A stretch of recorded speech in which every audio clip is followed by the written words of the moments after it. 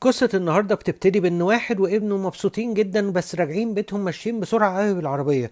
وكان في واحدة غلبانة في الشارع فقالت تعدي الشارع تشوف واحد الناحية التانية، راحت العربية خبطتها بسرعة. الست وقعت في الأرض وشكلها كانت بتموت. الراجل بص عليها وخد بعضه وجري، بس حظه إن كان في واحدة شايفاه من الشباك. نفس اليوم بالليل كانوا بيتفرجوا على التلفزيون، لقوا الاخبار بتقول ان في ست ماتت في الشارع ومحتاجين يلاقوا الراجل اللي موتها. الراجل مش عارف يعمل ايه، عمال يحاول يستخبى. لقى البوليس داخل عليه، قال له احنا عرفنا ان انت اللي قتلتها، تعال معانا بسرعة على القسم. الابن قال لهم سيبوني سيبوني، حد يسيبني عشان انا امسك امشي مع بابايا. بس كان البوليس مشي وخد الاب ومشي.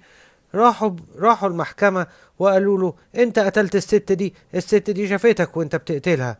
قالت له اه انا شفته وهو بيقتلها. القاضي قال ما ينفعش انك تعمل كده، وما ينفعش انك تسيبها وتمشي، انت هيتحكم عليك ب3 سنين حبس. الابن قال انا هعمل ايه من غير بابايا، حد يلحقني، انا مش عارف اتصرف من غير بابايا.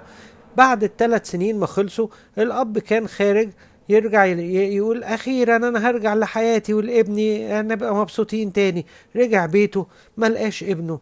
لا ايه ده، انا ابني مات، ابني مات وانا في السجن، اعمل ايه اعمل ايه؟ انتوا ازاي تسيبوا ابني يموت وانا في السجن؟ وهو راح عند ابنه، لقى الست جايله بتقوله معلش على ان ابنك مات، انت السبب، انت اللي قلتي ان انا اتسجن، انت اللي سجنتيني.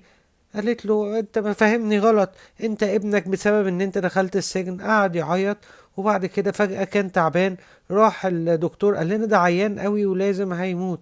بعدين مات، بس انا فضلت طول ال3 سنين بحاول اخد بالي منه، ودلوقتي انا هحاول اخد بالي منك. وبكده الراجل زعل من نفسه جدا، وعرف ان هو عمل حاجة غلط ومحتاج ان هو يتعاقب عليها. بس